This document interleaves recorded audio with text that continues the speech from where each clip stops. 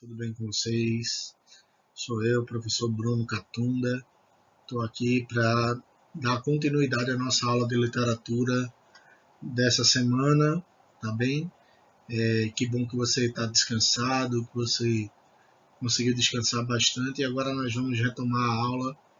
Eu gostaria de lembrar que na última aula nós solicitamos a vocês, nesse início da lida e de acompanhar o livro O Pequeno Príncipe. Está aqui o livro para vocês, quem não tem, certo? Seria bom tentar adquirir. Muita gente já tem esse livro, outros ele é pequenininho, olha, bem fininho, tá vendo? Livrinho de cabeceira mesmo.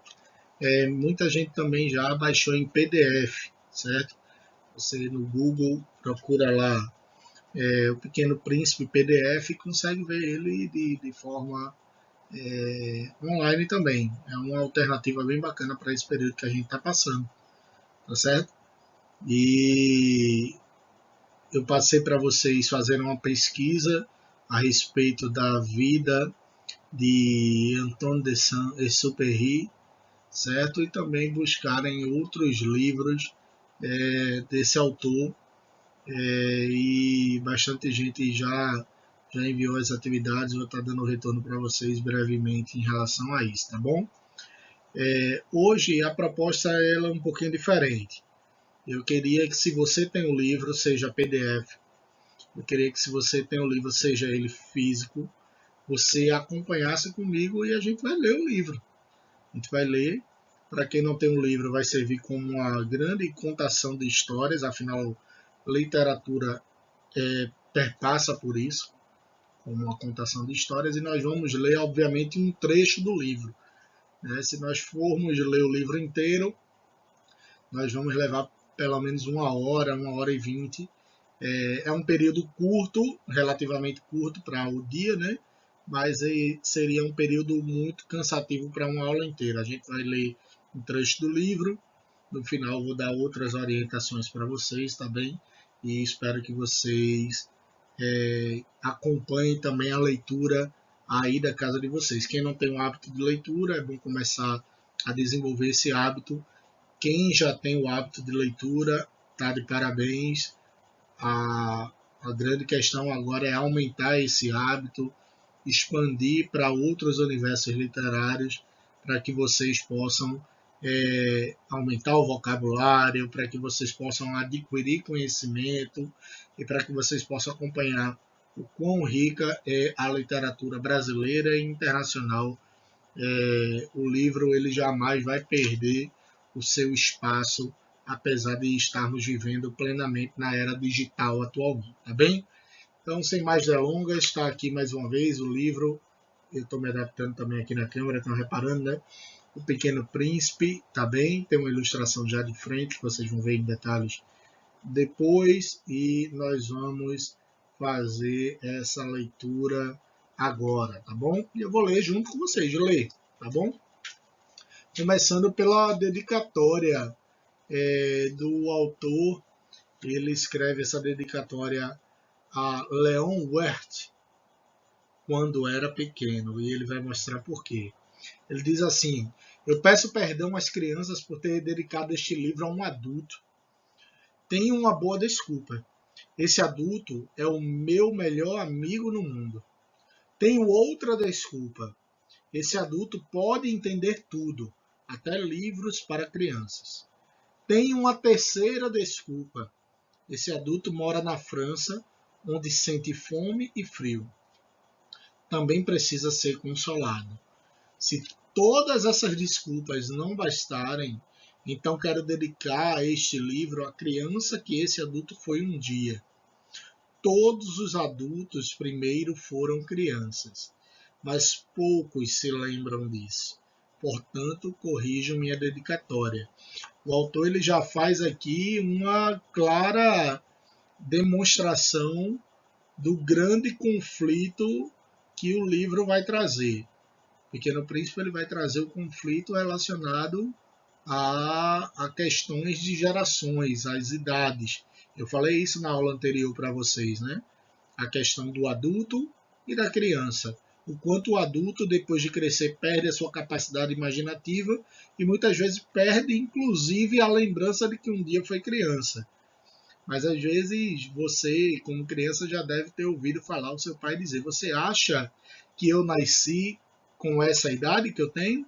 Não, eu também já fui criança, eu também já fui adolescente, eu também já fui jovem. Essa é uma ressalva que vocês, enquanto crianças, adolescentes, têm que entender. Os adultos também já foram crianças. E os adultos têm que lembrar que também já foram crianças e devem, vez por outra, olhar para o mundo com os olhos de uma criança. Vamos dar continuidade à nossa leitura e algumas ilustrações. Vamos lá. Uma vez, quando eu tinha 6 anos, eu vi uma figura magnífica num livro sobre Floresta Virgem, chamado Histórias Vividas. Ele já faz uma referência literária. Representava uma jiboia engolindo uma fera. Esta é a cópia do desenho, tá aí para vocês, para o lado de cá, agora sim, a imagem que ele viu nesse livro, tá bem? Esta é a cópia do desenho. O livro dizia: as jiboias engolem a presa inteira, sem mastigar. Depois não conseguem se mexer e ficam dormindo durante os 6 meses de digestão. Da digestão é o período que ela fica ali hibernando, né? Então pensei muito nas aventuras da selva e com um lápis de cor consegui traçar meu primeiro desenho. Meu desenho número 1 era desse jeito. Olha como era o desenho. Mostrei a minha obra-prima a gente grande, perguntando se o meu trabalho lhes dava medo. Responderam: por que um chapéu me daria medo? Meu desenho não representava nenhum chapéu, representava uma jiboia digerindo um elefante. Então desenhei a jiboia por dentro para que a gente grande pudesse entender. Gente grande sempre precisa de explicações. Meu desenho número 2 era assim. Legal. A gente grande me aconselhou a deixar de lado os desenhos de jiboias abertas ou fechadas e a me interessar mais por geografia, história, aritmética, gramática. Foi assim, com a idade de 6 anos, abandonei uma fabulosa carreira de pintor. Fui desencorajado pelo insucesso do meu desenho número 1 e de meu desenho número 2. Gente grande nunca entende nada sozinha. E é cansativo para as crianças ficar o tempo todo dando explicações. E aí você começa a concordar enquanto criança, enquanto adolescente, né? E eu, enquanto criança, enquanto adolescente, naquele meu período que eu li pela primeira vez O Pequeno Príncipe, concordava plenamente com o autor, né? Sempre tem um porquê, sempre o adulto tem a questão, ele quer uma questão racional, uma explicação racional para as coisas, enquanto as crianças conseguem, com a sua capacidade de imaginação, pensar coisas completamente diferentes. Por isso precisei escolher outra profissão e aprendi a pilotar aviões. Voei praticamente o mundo inteiro e a geografia, é verdade, me serviu muito. Num relance eu sabia distinguir a China do Arizona. É muito útil para quem fica perdido de noite. Assim, durante a vida toda, entrei em contato com uma quantidade enorme de gente séria. Convivi muito com gente grande. Pude vê-la bem de perto. Isso não melhorou muito minha opinião ao seu respeito. Quando eu conhecia alguma pessoa adulta que me parecesse um pouco lúcida, fazia com ela o teste do meu desenho número 1, que eu ainda guardava. Queria saber se ela era de fato inteligente, mas sempre me respondiam: é um chapéu. Então eu não lhe falava de jiboias, nem de florestas virgens, nem de estrelas. Punha-me onde ela pudesse me alcançar. Falava de bridge golfe, política, gravatas, e a pessoa adulta ficava bem contente por conhecer um homem tão sensato.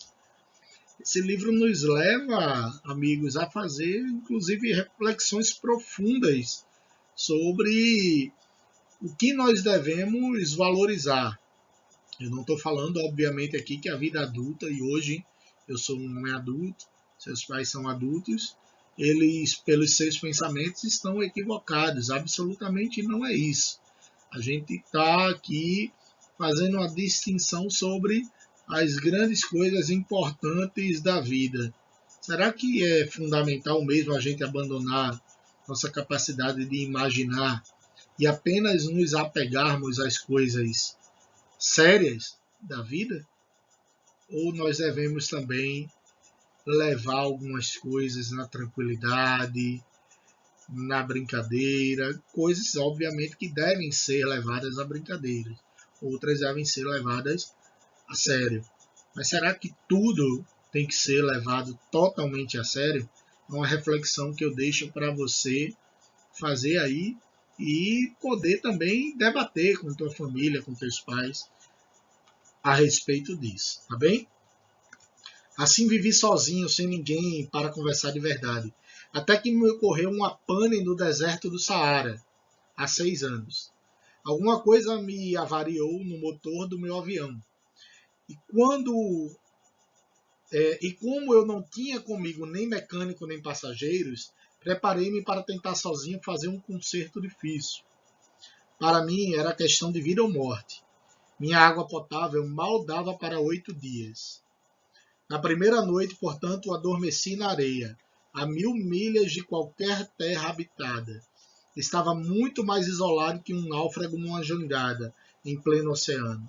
Então, imaginem minha surpresa quando, ao alvorecer, quando ao amanhecer, uma vozinha esquisita me acordou e dizia: "Por favor, desenhe uma ovelha para mim." O quê? Desenhe uma ovelha para mim. Fiquei em pé num pulo, como se tivesse sido atingido por um raio. Esfreguei bem os olhos, olhei direito e vi um garotinho me observando com a cara séria. Vejam aí o melhor retrato que consegui fazer dele. Fazer dele depois. Mas meu desenho, claro, é muito menos encantador que o modelo. A culpa não é minha. Fui desencorajado pela gente grande de seguir carreira de pintor quando eu estava com 6 anos e não tinha aprendido a desenhar nada, a não ser jiboias fechadas e jiboias abertas. O autor faz questão de sempre frisar que ele tem uma grande frustração na sua vida causada pela gente grande, como ele diz, de não continuar sendo desenhista, né? Mas ao deixar de ser desenhista e passar a explorar outras áreas de conhecimento, ele virou aviador. E se não houvesse virado aviador, ele jamais teria vivido essa experiência de encontrar o Pequeno Príncipe. Esse é um grande paradigma que o autor termina relatando nas entrelinhas, tá bem? Vamos acelerar. Portanto, fiquei olhando para aquela aparição com os olhos arregalados de espanto. Não esqueçam que eu estava a 1000 milhas de qualquer região habitada. Acontece que o garotinho não parecia perdido, nem morto de cansaço, nem morto de fome, nem morto de sede, nem morto de medo. Não tinha jeito de criança perdida em pleno deserto, a 1000 milhas de qualquer região habitada. Quando finalmente consegui falar, disse: "Mas o que é que você está fazendo aqui?" Então ele repetiu bem devagar, como coisa muito séria: "Por favor, desenhe uma ovelha para mim." Quando o mistério impressiona demais, a gente não ousa desobedecer. Por mais absurdo que aquilo me parecesse, a 1000 milhas de todos os lugares habitados e correndo risco de vida, tirei do bolso uma folha de papel e uma caneta tinteiro. Mas então lembrei-me que tinha estudado principalmente geografia, história, aritmética, gramática e disse ao garotinho, com algum mau humor, que não sabia desenhar. Ele respondeu: Não faz mal, desenhe uma ovelha para mim. Como eu nunca tinha desenhado uma ovelha, fiz para ele um dos dois únicos desenhos de que era capaz. O da jiboia fechada, e fiquei espantadíssimo ao ouvir o garotinho responder: Não, não, não quero um elefante numa jiboia. Jiboia é um bicho muito perigoso e elefante é um bicho muito volumoso. Lá em casa é bem pequeno, eu preciso de uma ovelha. Desenhe uma ovelha para mim. Então desenhei. Ele ficou atentamente e disse: Não, essa já está muito doente, faça outra. Desenhei. Meu amigo sorriu amável, indulgente. Veja bem, isso não é uma ovelha, é um carneiro. Tem chifres. Portanto, refiz o desenho, mas foi recusado como as anteriores. Essa está velha demais, quero uma ovelha que viva ainda há muito tempo. Então, já sem paciência, como eu tinha pressa de começar a desmontar o motor, rabisquei esse desenho e arrisquei. Isso é um aí dentro. Mas qual não foi minha surpresa ao ver o rosto do meu jovem juiz se iluminar? Era exatamente assim que eu queria. Você acha que essa ovelha precisa de muito capim? Por quê? Porque lá em casa é bem pequeno. Vai ser suficiente, sem dúvida. Eu lhe dei uma ovelha bem pequenininha. Ele inclinou a cabeça para o desenho, não tão pequena assim. Olhe, pegou no sono. E foi assim que fiquei conhecendo o Pequeno Príncipe. Precisei de muito tempo para entender de onde ele vinha. O príncipezinho, que fazia muitas perguntas, nunca parecia entender as minhas palavras. Palavras ditas por acaso. Pouco a pouco foram me revelando tudo. Assim, quando notou meu avião pela primeira vez, não vou desenhar o avião, é um desenho complicado demais para mim, perguntou: Que coisa é essa? Não é uma coisa, isso voa.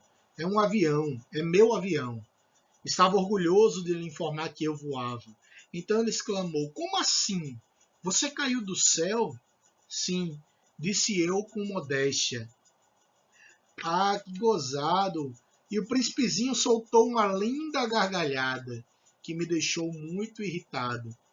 Gosto que levem minhas desgraças a sério. Depois ele acrescentou: Então você está vindo do céu. De que planeta você é? Logo tive um lampejo sobre os mistérios da presença e perguntei de repente: Então você vem de outro planeta? Mas ele não respondeu. Ficou balançando a cabeça devagar enquanto olhava para o meu avião. A verdade é que desse jeito você não deve ter vindo de muito longe. E abismou-se num desvaneio que durou muito tempo. Depois, tirando minha ovelha do bolso, mergulhou na contemplação de seu tesouro. Imaginem como fiquei intrigado com aquela semi-confidência sobre outros planetas. Por isso fazia de tudo para saber mais. De onde você vem, garotinho? Onde fica lá em casa? Para onde você quer levar a minha ovelha? Ele respondeu depois de meditar em silêncio. O bom do caixote que você me deu é que de noite pode servir de casa para ela. Claro, e se você for bonzinho, também vou lhe dar uma corda para amarrá-la durante o dia e uma estaca. A proposta pareceu-me chocar o príncipezinho. Amarrar?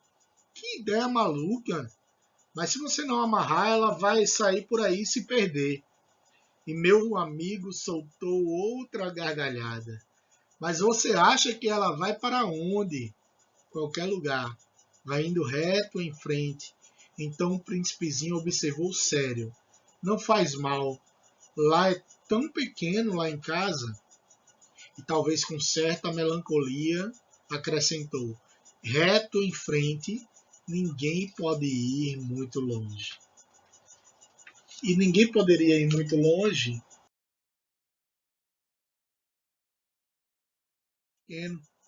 Olha o tamanho do planeta. A proporção é exatamente essa. O planeta não. Asteroide B612. Esse era o local da habitação do Pequeno Príncipe. Tá aí, essa é a leitura de um pequeno trecho inicial do Pequeno Príncipe. Nós vamos dar continuidade a outros trechos posteriormente, certo? E eu quero que vocês façam também uma leitura do Pequeno Príncipe. Eu sei que alguns de vocês já leram o livro, certo? Estão de parabéns, mas nunca é demais ler novamente. Você pode ler novamente e ter outras percepções a respeito do Pequeno Príncipe. Alguns de vocês devem ter lido e, por exemplo, não sabiam desse conflito que existia entre o pensamento do adulto e o pensamento da criança. Tá bem? Eu quero que vocês leiam o livro. Se vocês não conseguirem encontrar o livro de forma alguma, leia algum resumo do livro. Vocês vão encontrar também facilmente na internet. Essa semana nós não vamos passar atividade, né? Mas o desejo que eu tenho é que vocês, nesse final de semana, façam uma leitura do livro O Pequeno Príncipe. Como eu disse, é um livro bem pequeno, tá bem rápido, e com certeza vocês vão adorar. Um grande abraço para vocês, que Deus abençoe, e nós estaremos de volta na próxima aula de literatura, se assim Deus permitir. Abraço!